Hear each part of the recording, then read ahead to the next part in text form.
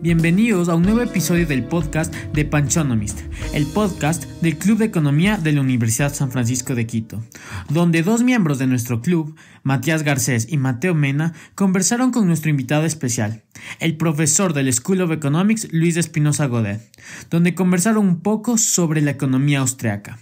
Nuevamente, bienvenidos.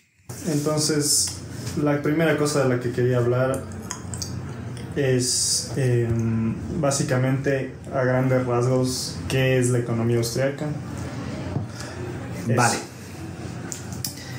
Antes incluso a mí me gustaría preguntarte por qué me preguntas qué es la economía austriaca, es decir, por qué tú tienes interés por qué es la economía austriaca.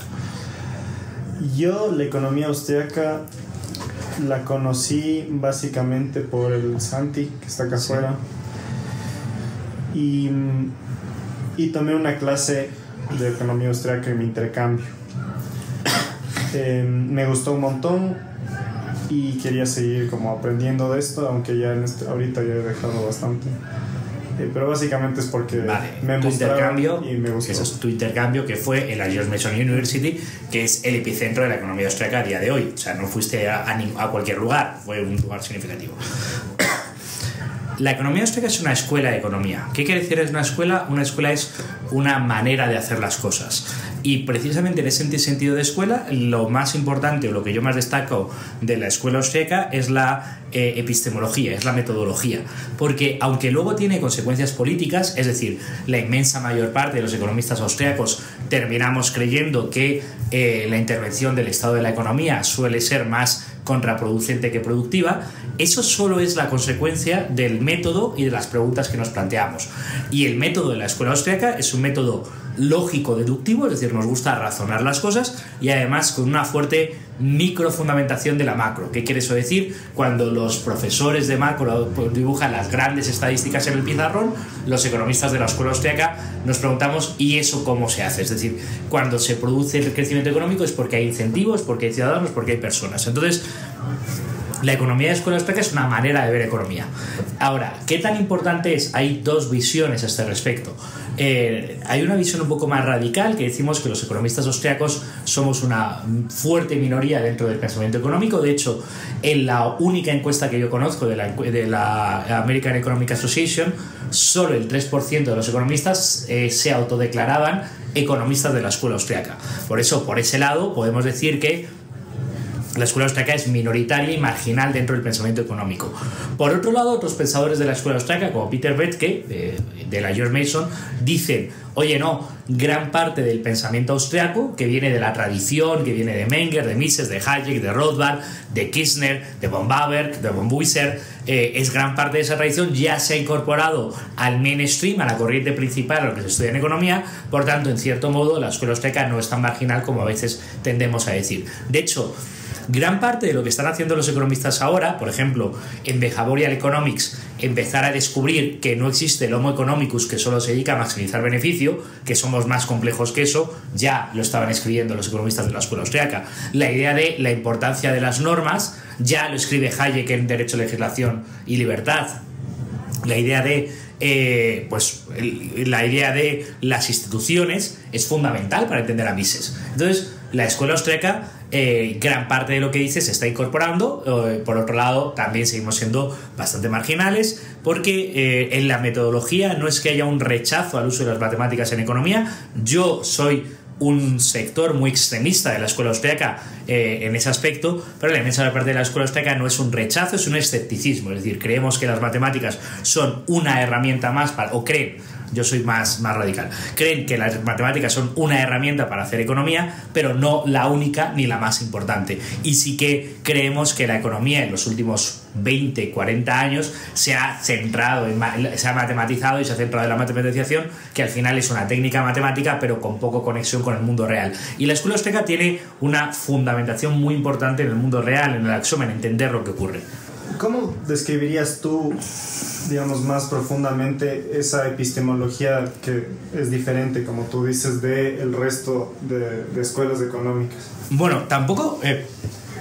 cuando se habla de una escuela como la escuela austriaca, es cierto que es una escuela que hay una unidad o que hay, puntos comunes, conexiones, pero dentro de la misma escuela austriaca tenemos fuertes discusiones epistemológicas, es decir, no es lo mismo Rothbard que Hayek, o no es lo mismo Mises. Entonces, por un lado tienes a Mises, que es un poco más, él lo llama apodóctico deductivo, y él dice con el axioma de la acción humana, que es puramente lógico, y a través de la teoría de historia, que es como se llama su metodología, es decir, los hechos pasados y la teoría para comprenderlos, puedo llegar a elaborar toda la obra de la economía. Es el libro de la acción humana, que es un monumento a la lógica. En ese sentido se parece más a Santo Tomás, en el sentido de hacer un monumento a la lógica.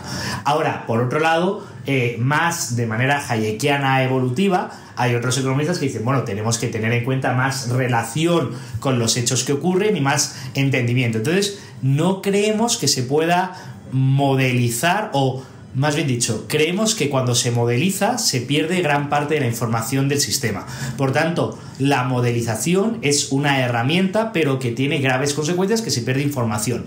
Por tanto, no creemos que sea el único camino. Entonces, casi toda la literatura de la escuela austriaca, Hayek, Mises y demás, es en razonamiento lógico, verbal, que se va explicando. ¿Eso quiere decir que no hay fórmulas? Sí, puede haber fórmulas, pero son siempre complementarias al razonamiento. ¿Eso quiere decir que se rechaza las estadísticas? No, las estadísticas están bien, pero la formulación del PIB no te explica toda la realidad económica. Tienes que entender la microfundamentación, tienes que entender cómo se elabora, tienes que entender más allá. Entonces, esa idea de que dibujo en el pizarrón y digo, si aumenta el gasto público, aumenta la economía, porque mira, en el pizarrón me da una respuesta lógica que según las fórmulas matemáticas del pizarrón me resuelve, esa es economía del pizarrón, que en la escuela austriaca estamos empeñados en la economía de la calle, economía de lo real. Entonces, ya tú aumentas el gasto público, pero no estás teniendo en cuenta el efecto crowding out, estás teniendo en cuenta el efecto de eficiencia, y para eso tienes que entender en cuenta cómo funciona la economía, y para eso tienes que tener un concepto del empresario, un concepto del consumidor, un concepto de la inversión, un concepto del ciclo económico, un concepto de todo lo demás que está fuera de la formulación del pizarrón normalmente.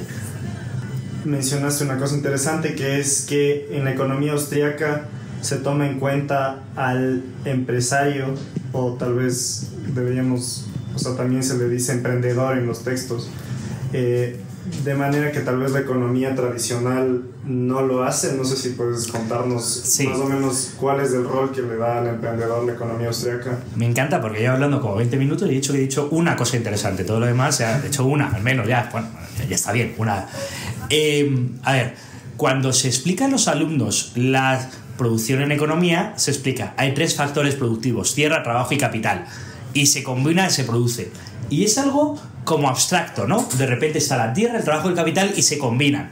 Claro, la teoría austriaca dice, no, oiga, ese es el problema, ese es exactamente un excelente ejemplo de economía de pizarrón. Tú dibujas el pizarrón, tierra más trabajo más capital te da producción. ¿Ya? Pero la tierra y el trabajo y el capital no se combinan de la nada. Se combinan porque existe la función empresarial, la función creativa empresarial.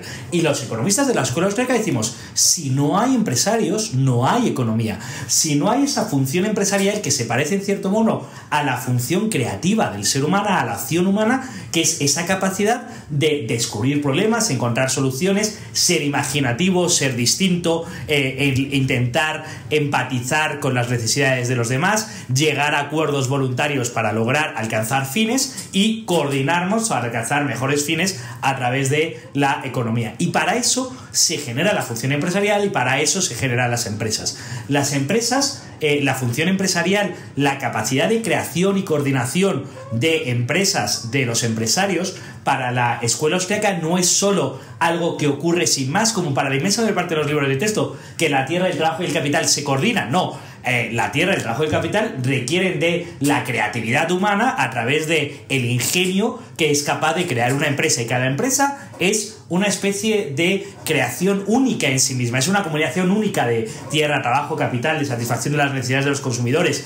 de contratos únicos con los proveedores, de contratos únicos con los clientes, con los empleados, todo eso, y se genera algo único que es ese nuevo. La escuela austríaca le ha dado mucha importancia a la teoría de la empresarialidad, sobre todo uno de los, se la ha dado históricamente, pero Israel Maria Kirchner, que es un economista austriaco todavía vivo, que era discípulo de Mises, dijo, yo voy a estudiar la empresarialidad, y Israel Maria Kirchner inició los estudios de la empresarialidad. Es curioso porque a día de hoy los estudios de la empresarialidad están muy generalizados, incluso en facultades enteras como la administración de empresas, pero también creo que de una manera que la escuela austríaca a lo mejor no se siente tan cómoda. Es decir, en primer lugar, el empresario no es lo único importante para que exista la economía. Tiene que existir el empresario, pero también tiene que existir los clientes, también tienen que ser los trabajadores. Es decir, es la coordinación de todo eso. La labor del empresario es la labor coordinadora, creativa coordinadora, asumiendo riesgos. Eso es una parte importante. Y además, la economía necesita de empresarios, sí, y también necesita de trabajadores y también necesita de consumidores. Es decir, es la coordinación de las distintas funciones o categorías económicas los que nos lleva. Pero sí que es cierto que la escuela austríaca fue de las primeras, con Israel María Kirchner, que empezó a dar una teoría de la empresarialidad que ahora se estudia bastante, pero que sigue teniendo mucho interés, porque en el fondo es el estudio de los seres humanos o un tipo de ser humano haciendo algo bastante excepcional, como es asumir riesgos, como es procesar información, como es manejar personal, para lo cual necesitas herramientas como la contabilidad. Eso es lo que hace el empresario, y la escuela austríaca lo intenta entender. Ahora existen facultades enteras, pero es muy bueno la perspectiva de la escuela austríaca, que es curioso porque incluso a pesar de que a veces estemos en el mismo edificio, como el caso de la Universidad de San Francisco de Quito, no hay un cabal entendimiento ni por parte de los economistas de lo que hace en la administración de empresas, de lo que es la función empresarial, que muchas veces no tienen entendimiento de lo que hacen, ni por parte de la administración de empresas si tiene un cabal entendimiento de qué es la economía, cómo se coordina o cómo funciona el sistema económico. Y ese desconocimiento, eso de darnos las espaldas, tiene graves consecuencias.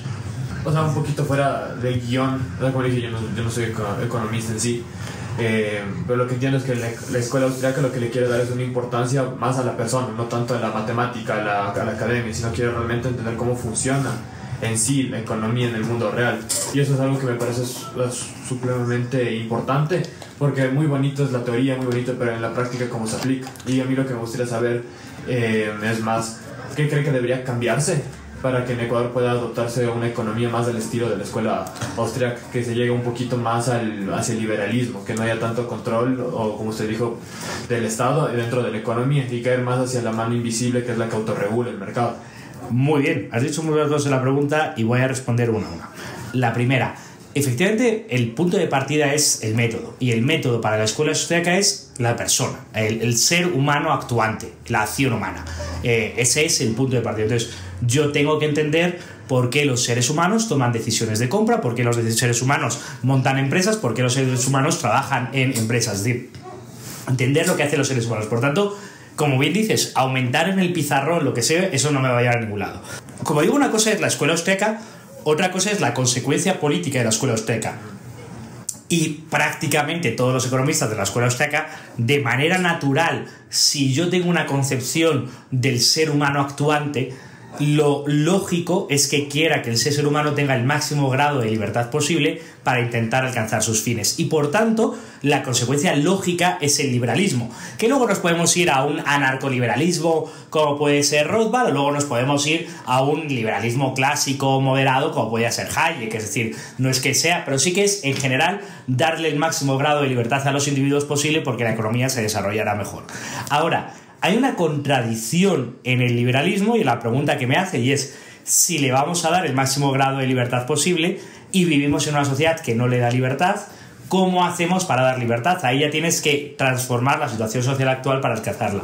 Yo tengo una idea clara y creo que el Ecuador, y para mí lo que está ocurriendo en Ecuador es una lección de la que estoy intentando aprender, quizá falta perspectiva, pero estoy intentando aprender. Yo creo que el Ecuador es un ejemplo claro. Las sociedades no cambian porque cambien los gobiernos. Las sociedades cambian porque cambian los valores, que cambian lo que se vota, que luego cambian los gobiernos, que luego cambian. Entonces, yo tengo una perspectiva valórica, una perspectiva de los valores. Ahora, la siguiente pregunta que tú me harás es ¿y cómo se cambian los valores? A esa pregunta no tengo una respuesta. Esa pregunta ya queda, eso ya es más complicado, eso ya es... Y yo creo que ese es el camino de exploración lógico del entendimiento de la escuela austríaca. Es decir, la escuela austríaca estudia economía, luego se pasa a estudiar valores, McCloskey se pasa a estudiar instituciones, luego con Hayek, luego McCloskey, que ella misma se llama a sí misma austríaca obviamente, después llamamos valores, y ahora la idea es cómo entender cómo se forman los valores y las instituciones en las sociedades. Y ese creo que es un camino de conocimiento muy rico. Si hubiese algún joven economista con capacidad de inteligencia para estudiar este tipo de cosas, que estuviese en octavo semestre pensando qué hacer en su futuro, podría empezar a dedicarse en este tipo de cosas. Solo si lo hubiese, No, a mí me parece muy chévere el debate sobre que tiene que poner al hombre en el centro del estudio para entender bien la economía. Yo creo que podemos regresar un poco al tema del emprendedor y de la capacidad empresarial como uno de los factores de la producción clave. Entonces, Ecuador es un país con una economía sumamente informal. La mayoría de gente no tiene un empleo formal de que en una empresa, la oficinita todos los días, sino la mayoría dice, me pongo mi kiosquito y todo eso. Todos estos pequeños emprendedores, bajo el concepto austriaco, ¿cómo están apoyando a la economía como una generalidad, o sea, a nivel macro? Mira, eso me parece muy importante porque como teóricos, y ahí la escuela austriaca es bastante... Vamos a ver, como el conocimiento de la escuela austriaca es lógico-deductivo, lo primero para estudiar con lógica es estudiar los conceptos. Y los conceptos es entender de qué estamos hablando. Entonces, como he dicho, que la escuela austriaca tiene un concepto bastante potente de empresario o empresarialidad. Los componentes, no es una definición exacta, pero es el empleo de la información, la asunción del riesgo y la coordinación. Eso es lo que hace un empresario. Es curioso porque incluso tú que vienes de la Facultad de Administración de Empresas, los alumnos de Administración de Empresas no suelen tener tan claro cuál es el concepto de empresario. Entonces tenemos un problema porque nos movemos en aguas movedizas. Ahora, lo tenemos bastante claro. Cuando lo tenemos bastante claro, empezamos a estudiar la realidad. Curiosamente, en Ecuador es uno de los pocos índices en los que aparece primero, ya no está primero, creo que está tercero, pero algunos años fue primero, es el GEM, que es el Global Entrepreneurship Monitor, y estudia cuánto es el emprendimiento. Y en Ecuador hay mucho emprendimiento. Es verdad que este dato tiene trampa, porque a la siguiente pregunta de ¿usted emprende por deseos de mejorar o por necesidad quiere decir es que no encuentro empleo adecuado, entonces no encuentro empleo, entonces tengo que salir a vender lo que sea? En Ecuador es el país del mundo donde más gente dice, o de los que más gente dice, por necesidad. Pero sí que hay conocimiento empresarial. ¿Qué quiere decir conocimiento empresarial? La señora que está vendiendo naranjas en un semáforo ya ha tenido que asumir un riesgo, es decir, ha tenido que primero comprar las naranjas para luego invertirlas, y ya hay un riesgo empresarial. Ya ha tenido que adquirir un conocimiento a qué horarios o cuándo se vende mejor. Ya ha tenido que adquirir contabilidad, principios básicos de contabilidad, pero ha tenido que ver cuál es su margen de merma, cuál es su margen de beneficio. Probablemente no lo haga como se enseña en la facultad con 4 fórmulas matemáticas, pero en su cabeza lo tiene clarísimo. Tiene clarísimo a cuánto tiene que vender para no perder, porque si no estaría fuera de mercado. Entonces, la idea de Ecuador es un país donde sí la empresarialidad, o sea, sí, sin empresarialidad no hay economía. Sí, la empresarialidad es muy importante. Mejor que sea por deseo de mejorar que por necesidad. Pero en Ecuador hay mucha empresarialidad, aunque casi todo es por necesidad. Pero aunque sea por necesidad, sigue teniendo los valores de la empresarialidad, que son esos de contabilidad, riesgo, trato al cliente, etc. Hablando de conocimiento, el conocimiento es importante, digamos, en la economía austriaca, sobre todo para Hayek, y quería pedirte si podías hablar más sobre, digamos, es el rol del conocimiento en la sociedad y el conocimiento desarticulado. Hayek escribió de economía, luego escribió de epistemología, el uso del conocimiento, este tipo, y escribió de jurisprudencia. Lo digo porque eso es otra cosa que a mí me gusta de la escuela austriaca, porque yo no creo que los economistas, o por decirlo en palabras de otro autor más inteligentes, el economista que es solo economista es un muy mal economista. Es decir, la economía no puede ser solo el estudio de la economía, porque por definición se te va a quedar corta. Por eso hablábamos de praxeología, es decir, tiene que ser mucho más amplio. El artículo de Hayek se titula El uso del conocimiento de la sociedad, pero quizás yo también me voy a referir a Huerta de Soto cuando habla de este tema en el libro de Huerta de Soto. Ya no acuerdo del título. Ahora, ¿qué es el conocimiento? Claro, el conocimiento del emprendedor, del empresario, por decirlo claro, no es un conocimiento técnico del que se adquiere en la universidad. La escuela austriaca distingue muy bien dos tipos de conocimiento: el conocimiento científico-técnico, que es el que se aprende en la universidad, y el conocimiento vivencial, que no se aprende en la universidad. Mucha gente se sorprende que la gran parte de los emprendedores más importantes no han ido a la facultad de administración de empresas, ¿no? Pues Steve Jobs, Zuckerberg, etcétera, ¿no? Son bastantes. Y se sorprende como si fuese algo sorprendente. No, no es algo sorprendente. El conocimiento de cómo llevar un restaurante solo se adquiere llevando un restaurante, solo a base de tratar a los clientes y además a los clientes de tu restaurante, que les tienes que conocer, y solo a base de tratar a los clientes sabrás qué horas se vende más, qué productos se vende más. Es un conocimiento vivencial que adquieres viviéndolo y que adquieres en eso. La escuela austríaca le da mucha importancia. Ojo, que yo soy profesor de universidad, que yo me dedico a producir conocimiento teórico y que me dedico a transmitir a mis alumnos conocimiento teórico técnico, pero que nadie se crea que el conocimiento teórico técnico es el más importante o el que te va a servir. Tú puedes estudiar todos los MBAs del mundo, MBAs del mundo. Eso no te garantiza que vayas a ser un buen empresario. Que vayas a ser un buen empresario te lo garantiza la genialidad empresarial, el trato empresarial, quizás lo más importante, el fracaso empresarial. Es decir, del fracaso se aprende y se aprende mucho, por tanto, no hay que evitar el fracaso a toda costa, o no hay que rehuir el fracaso, hay que intentar hacerlo bien, pero si se fracasa, aprender del fracaso, que eso es probablemente. Entonces, que si tú le preguntas a la mayor parte de emprendedores, ¿qué es lo que más te ha enseñado? ¿Qué es lo que más te ha enseñado, señor Steve Jobs? Haber quebrado la empresa y que me hayan despedido mi propia empresa. Ahí aprenderlo muchísimo. ¿Qué es lo que más te ha enseñado, señor Zuckerberg? Haber tenido problemas en mi empresa y haber manejado la empresa. Si no, no lo hubiese aprendido y no lo hubiese hecho también. Entonces, la idea y esa idea del conocimiento disperso. Al final la pregunta a los alumnos que llegan a Intro a la Economía el primer semestre de la universidad, levantan la mano y preguntan cosas como ¿quién decide el precio de la leche? La mera idea de quién decide el precio de la leche es un entendimiento de la economía como tiene la mayor parte de la población, que es como que la economía la maneja alguien.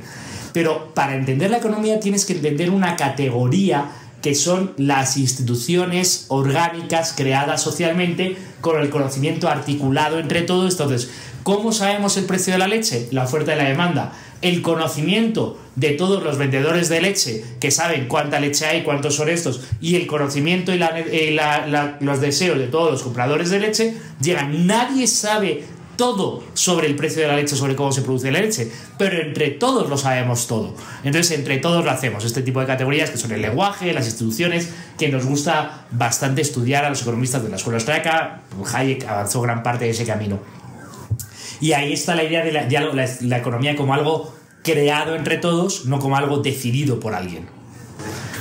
Sí, no, ahorita me gustaría volver un poquito a lo que dijo de cómo tiene la mayoría de gente la percepción sobre los precios y la economía, que dice, parecería que hay alguien que determina el precio. Y esto creo que ha dado mucho pie a que haya tantas instituciones sindicalistas en el país. Entonces me gustaría saber un poco más su opinión de por qué cree que esta gente es de los que piden subsidio. El gobierno ponga un límite al precio, ayude, o sea, pues ponga un tope, o ayúdenos. ¿Cómo cree que esto podría solventarse para llegar a una economía un poquito más liberal? O sea, vamos a ver, en ese caso es que hay dos tipos de personas: o los muy tontos o los muy listos. Los muy tontos son los que creen que la economía se puede manejar por decreto.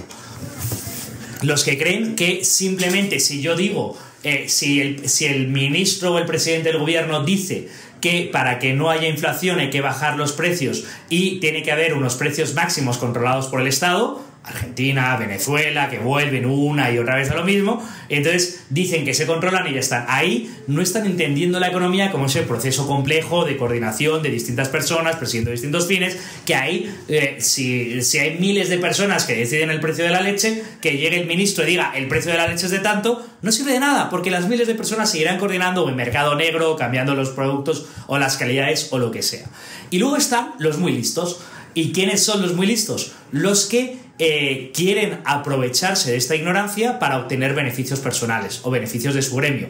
Por ejemplo, si yo tengo la asociación de lecheros y quiero una subvención a la leche, pues soy muy listo. Oiga, deme usted subvención a mí porque yo voy a salir beneficiado. Entonces, entre los muy tontos y los muy listos, al final terminan creyendo que la economía se maneja por decreto, subvención, precio máximo o orden ministerial o ley del gobierno, y eso es estrictamente falso. El gobierno lo único que puede hacer es crear las condiciones para que se cree la coordinación, pero lo intentan hacer, y cuando lo hacen, cada vez que lo hacen, eso lo llamaría Huerta de Soto impedimento a la función empresarial, cada vez que lo hacen ponen más trabas a la coordinación entre seres humanos y la economía va peor, porque si hemos definido que la economía es coordinación, cuantos más trabas, por ejemplo, un impuesto, por ejemplo, una norma, pones a la coordinación, la economía va a ir peor, porque la economía es coordinación.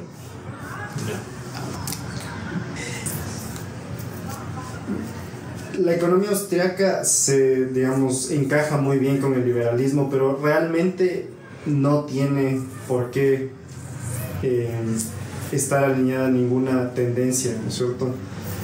O no sé si estás de desacuerdo con eso. No, estoy muy de acuerdo. Vamos a ver.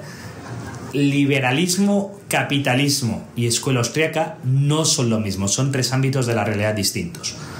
Ahora, como digo, si tú haces un estudio de la economía desde el punto de vista del individuo, la consecuencia lógica es entender que cuanto más libertad se otorga al individuo, más capacidad coordinadora tendrá esa sociedad. Entonces, la consecuencia lógica es creer en el liberalismo, es tener una consecuencia del liberalismo en la práctica. Pero hay que distinguir la escuela austriaca como teoría para explicar el mundo de la práctica política, que la práctica política es muy distinta a la teoría económica, es otro ámbito, es otra lógica, otro ámbito de actuación. Entonces, no necesariamente por ser un buen economista de la escuela austriaca eres un buen político. Rothbard, por ejemplo, intentó 16 veces caminos políticos, se alió con un montón de gente y nunca obtuvo nada en política, porque es otra lógica. Él era muy buen economista, teórico economista, pero no necesariamente va a ser un buen práctico. De hecho, Hayek esto lo tenía muy claro, y ahora os cuento la historia de Irving Fisher y la fundación del primer think tank liberal. Irving Fisher era un millonario, hizo dinero con los pollos, cuyo hermano falleció en la Segunda Guerra Mundial. Leyó el libro de Hayek, Camino de Servidumbre, y le dijo: oye, Hayek, yo quiero financiarte para que tú llegues a ser parlamentario, porque tus ideas son las que yo quiero que estén en el Parlamento. Y Hayek le dijo: no, el camino para cambiar la realidad no es que yo entre en política. El camino para cambiar la realidad es formar un think tank, influir en los que influyen, influir en la sociedad y luego se cambiará la realidad. Otra vez lo que decía, que la política no te sirve. Lo siento en el alma, pero yo, que soy miembro del Consejo Asesor de Ecuador Libre, lo puedo poner. Ecuador Libre era un think tank formado para hacer un plan de gobierno con el presidente Guillermo Lasso. Entre el plan de gobierno y la realidad de gobierno nos hemos topado con una diferencia muy importante, entre otras cosas porque la teoría no te estudia la práctica burocrática. Para eso está la Public Choice, que son primos hermanos de la escuela austriaca, no son de la escuela austriaca, pero Buchanan lo conocía bien, la escuela austriaca, Buchanan y... bueno, ya no me acuerdo del otro. Conocía bien la tradición de la escuela austriaca. Entonces, hay que entender distintas realidades. Entonces, a mí me encantaría conocer a algún economista de la escuela austriaca autodeclarado que luego no se declare liberal, que luego en el ámbito político, porque a mí me parece que es evidente que la lógica te lleva, si empiezas a estudiar el individuo que actúa, cuanta más libertad le otorga al individuo, mejor irá la sociedad. Si la economía es coordinación, es decir, los principios te llevan a las conclusiones, pero bueno, a lo mejor habrá alguien que con estos principios le lleva a otras conclusiones y me encantaría conocerlo, no lo conozco hasta ahora, ¿no? Y luego, también, bueno, hay que entender el capitalismo. El capitalismo es el sistema económico global que se basa en el capital. No es ni la escuela austriaca ni es el liberalismo. El liberalismo es una doctrina filosófica que se transforma en política. Entonces, sí que es bueno diferenciar, pero claro que hay relación entre los distintos conceptos.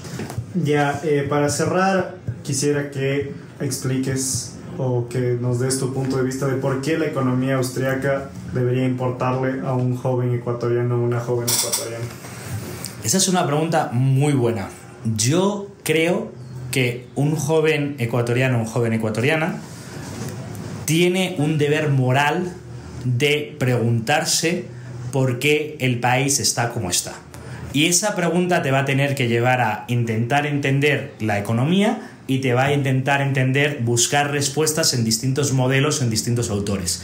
Y creo que la tradición austríaca tiene elementos muy poderosos que te van a te van a llevar a entender mejor cuál es la realidad de Ecuador y dónde están los problemas estructurales. Entonces, más allá de otras escuelas económicas que te pueden hablar del precio del petróleo, que me parece bastante intrascendente para entender la realidad profunda, o más allá de intentar hacer una escuela que te está intentando explicar el individuo que actúa, los fines que se persiguen, que te está intentando explicar la importancia de las instituciones, las trabas, los acuerdos jurídicos, los valores, te va a aportar mucho. Y te va a aportar mucho de una manera que lo vas a poder entender si te dedicas a estudiar un poquito. Y estudiar quiere decir leer. También hay excelente material en podcast, en YouTube. Es decir, en el 2023 esto es mucho más amplio que solo leer. Y creo que te va a llevar a intentar entender mejor el mundo en el que vives. Y aunque no te lleve, es uno de los elementos, aunque no te convenzca y diga esta es, porque no tienes que terminar diciendo esta es la verdad absoluta, simplemente tienes que decir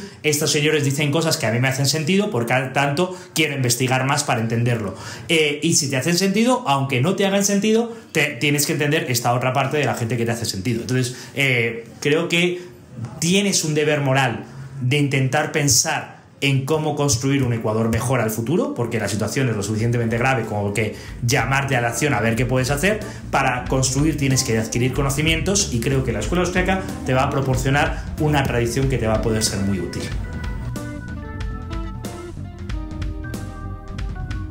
Este podcast fue escrito por Mateo Mena, presentado por Matías Garcés y Mateo Mena y editado por Alejandro Túcarres.